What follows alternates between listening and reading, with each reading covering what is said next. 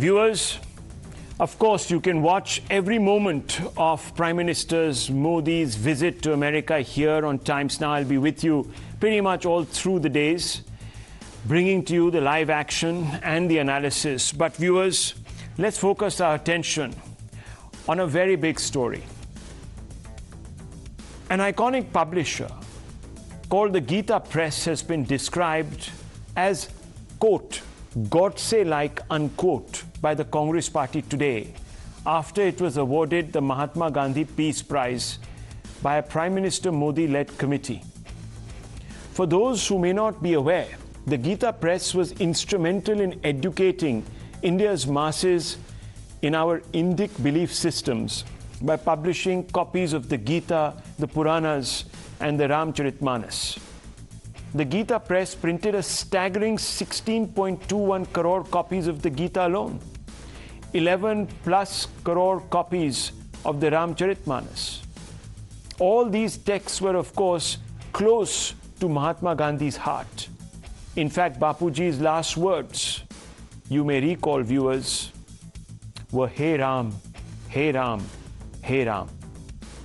And it is for this reason that the press, the Gita Press, has won a prize in honor of Bapuji. It is fair to say that without Gita Press, crores of Indians would not have been adequately informed about their civilizational heritage, rendering them deracinated and rudderless, open perhaps to being influenced by foreign doctrines. I need not remind you, viewers, that for 1,000 years there was a sustained assault on India's indigenous heritage and its traditions.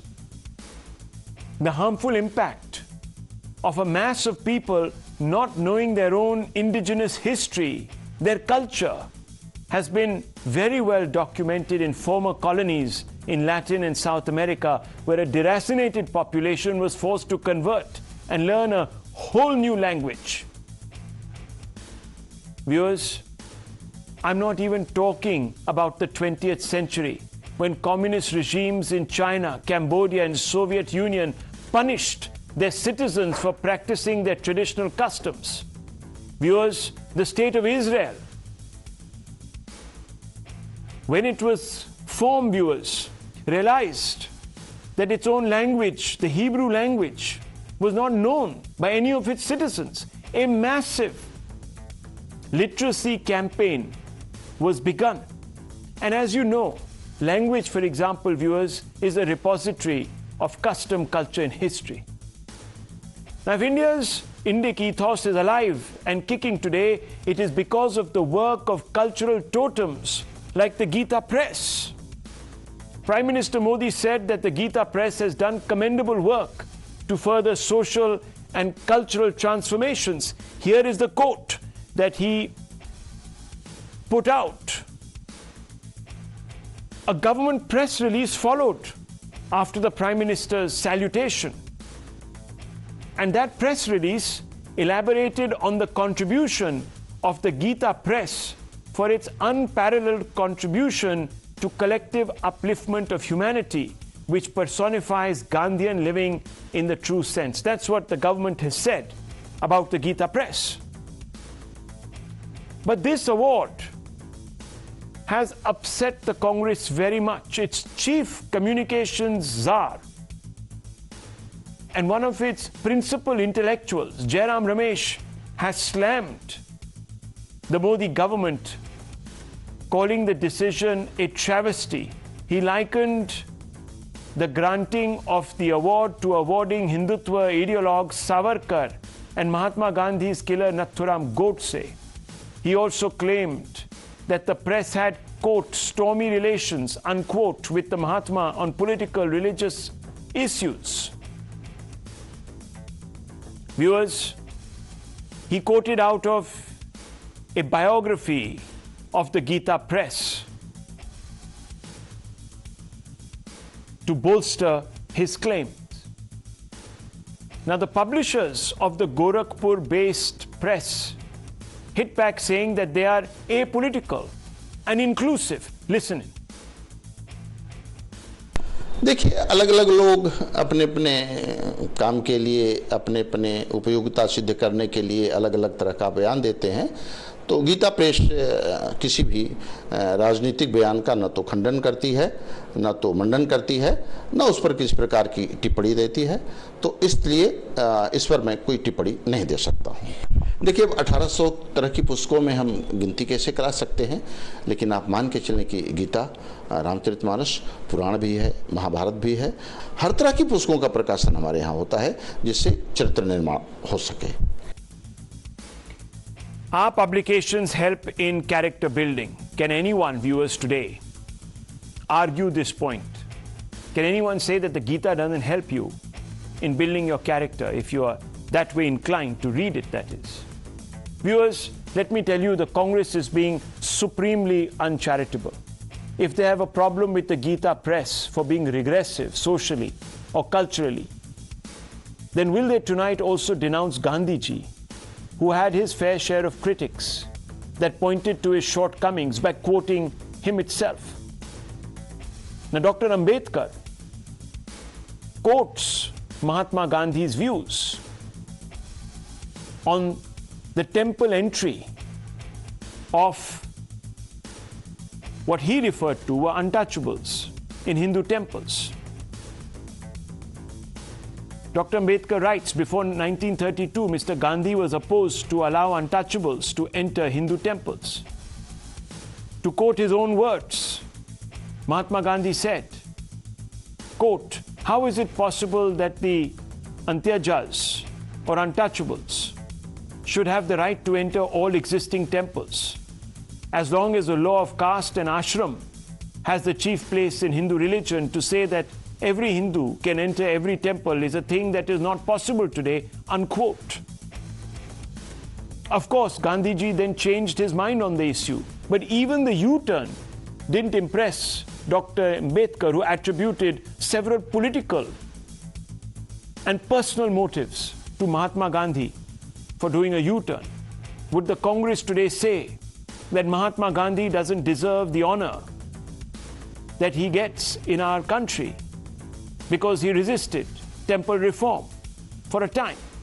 In fact, if the Congress were to apply the yardstick it is using to judge the Gita Press on some of whom it has awarded, it would stand accused of hypocrisy. And remember, viewers, I always bring you the facts in this program. Nothing is made up. And these facts, viewers, are brought out to bring you closer to the truth, to empower you, viewers. Under its own regime, the Congress awarded people, some of whom have justified communal riots and insulted Hindu gods. Rajiv Gandhi in 1991 awarded the Bharat Ratna by the Congress. And what did he say? He said, when a big tree falls, the earth shakes. In the context of the riots, viewers, the anti-Sikh riots, many congressmen today have tried to change the context of his words, to rationalize them by saying that he has been quoted out of context. That's the whole point, viewers. When people are quoted out of context, or when institutions are quoted out of context, then, viewers, a lot can be said that is uncharitable about them. The context matters. Indira Gandhi in 1971 awarded the Bharat Ratna by the Congress, but she imposed the emergency, suspended fundamental rights for 21 months in this country. Dr. Jose Pereira, 2012, awarded the Padma Bhushan by the Congress. But the right wing slammed his offensive paintings of Hindu deities. K.S. Bhagwan, 2015, awarded Karnataka Sahitya Academy Award by the Congress. He is accused of insulting Hinduism and its beliefs, spoke of burning Hindu holy book, the Bhagavad Gita, in public. M.F. Hussain was awarded Padma Bhushan and Vibhushan by the Congress. People said his art insulted Hinduism. He had to flee, viewers, and live in Dubai. He was accused, and of course he did, paint naked pictures of Sita, Durga, and Saraswati. He painted a fully clad Muslim king and a naked Brahmin. Many people were offended. Viewers, here are more examples of the Congress hypocrisy. This is a commemorative stamp. You can see it on your screens. It was released under Congress regime in 1992. At that time, I don't know if you know, but P.V. Narasimha Rao was the Prime Minister. We are talking about now a long time back in our political history. Who is this person? Viewers, this person is Hanuman Prasad Poddar, the founding editor of the Gita Press's mouthpiece, the Kalyan. Now, viewers, it is the founding editor's picture that was printed on postage stamps to honor his contribution as a freedom fighter and publishing editor by the same Congress, which today dismisses the honor to Gita Press, saying that the Kalyan magazine promoted regressive views. Viewers that are at odds with Mahatma Gandhi. Yet, in 1992, the same magazine that was supposedly at odds with Mahatma Gandhi's views, the editor, the founding editor, was given a massive tribute by the Congress. Now, to bolster its claim that the Gita Press was at odds with Mahatma Gandhi, the Congress cited a book written by journalist Akshay Mukul. What Congress didn't reveal is that the same author said about the relationship of Gita Press with the Congress party. This is what he said in 2017, and I quote, "A huge section of the Congress supported the Gita Press. Hanuman Prasad Poddar had very close relationships with Madan Mohan Malviya and Rajendra Prasad. Even as president, Rajendra Prasad visited and inaugurated the main gate of the printing press. But it was only for Madan Mohan Malviya that Kalyan brought out a special issue," unquote. All of this is documented, viewers. What the Congress doesn't tell you is that many of its leaders, even Mahatma Gandhi himself, wrote editorials in the same Kalyan magazine brought out by the Gita Press. These are all hard facts. The first issue in August 1926 had edits by Mahatma Gandhi, Rabindranath Tagore. Iconic Hindi writer Prem Chand too wrote for Kalyan in 1931 on Lord Krishna. Madan Mohan Malviya, Rajendra Prasad, Syama Prasad Mukherjee, Mahatma Gandhi wrote in Gauank issue in 1945. C. Gopalachari, Radha Krishnan, Annie Besant too wrote for the Kalyan.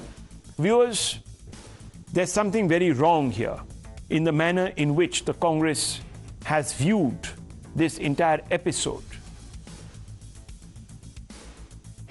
Does the Congress grouse, or rather grudge, the Kalyan magazine, as the BJP says, because it served the cause of Sanatan Dharma? The BJP says that the Congress party has a problem with Hindus, that it is so steeped in the politics of appeasement that it goes out of its way to obliterate icons, not just associated with the Hindu faith, but also important texts. Let's throw this open for debate, viewers. Let's ask some specific questions tonight.